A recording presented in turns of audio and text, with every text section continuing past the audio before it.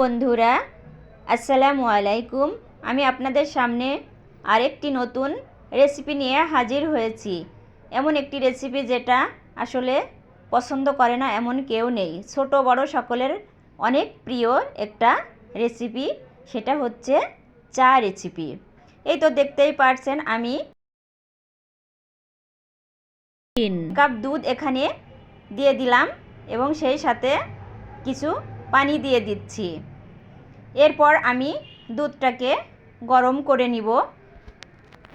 দুধটা যখন গরম হয়ে আসবে তখন আমি এর ভিতরে যা যা লাগে সবগুলো দেওয়ার চেষ্টা করব এবং আপনাদেরকে দেখানোর চেষ্টা করব আমার চা রেসিপিটা। এই তো আর দুধটা আস্তে আস্তে গরম হয়ে আসছে এবং আমি কিছুটা নেড়ে দিচ্ছি। দেখতেই পাচ্ছেন আমি দুধটাকে ঘুটে নিচ্ছি। এরপর যখন দুধটা ফুটে উঠবে তখন আমি এর ভেতরে চা এবং চিনি অ্যাড করব। আমার চা কালারটা দেখে আপনারা বুঝতে পারবেন যে আমার চা কতটা লোভনীয় হয়েছে। আমি আশা করি আপনারা একবার হলেও বাসায় এইভাবে চা বানাবেন, তাহলে আপনাদের সারা জীবন মনে থাকবে এই চা রেসিপিটা। কত সুস্বাদু হয়েছিল আমার চাটা। আপনারা যদি আমাকে ফলো করে একবার হলেও বাসায় ট্রাই করেন, আমি আশা করি আপনারা সবাই পছন্দ করবেন। দুধটা গরম হয়ে এসেছে এবং আমি কিছুটা চিনি এর ভিতরে অ্যাড করতেছি। চিনি অ্যাড করার সাথে সাথে দুধটা কিছুটা ঠান্ডা হয়ে যাবে। এরপর দুধটা আবার গরম হয়ে আসলে আমি এর ভেতরে চা পাতিটা অ্যাড করব।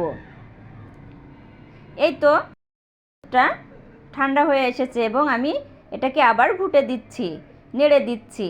দেখতেই পারছেন দুধটা যখন আবার গরম হয়ে আসবে তখন আমি এর ভেতরে চা দিয়ে দিব। এই তো দেখতেই পারছেন আমি চাটা অ্যাড করতেছি।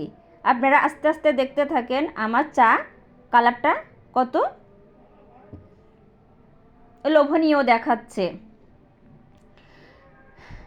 এই তো আমি চা এবং দুধটাকে একই সাথে মিশিয়ে নিচ্ছি।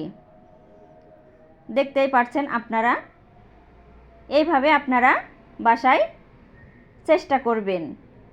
দেখেন বলক এসে গেছে, দুধ এবং চাটা মিশিয়ে কতটা দারুণ দেখাচ্ছে। বুঝতেই পারছেন আপনারা চার কালারটা কত সুন্দর লাগতেছে। এইভাবে আপনারা অবশ্যই একবার বাসায় বানিয়ে খাবেন, দেখতেই পারবেন যে এটা কত সুস্বাদু হয়েছিল।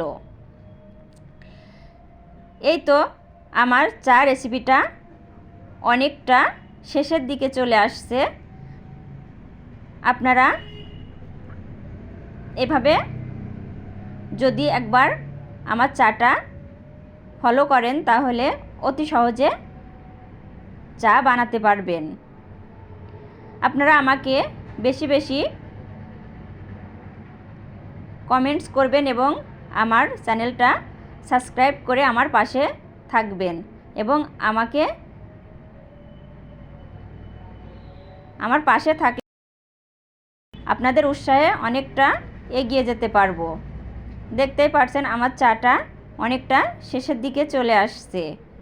আমি কিছুক্ষণের মধ্যে এটা পরিবেশন করে দেখানোর চেষ্টা করব যে আমার চার কালারটা কত সুন্দর লাগতেছে।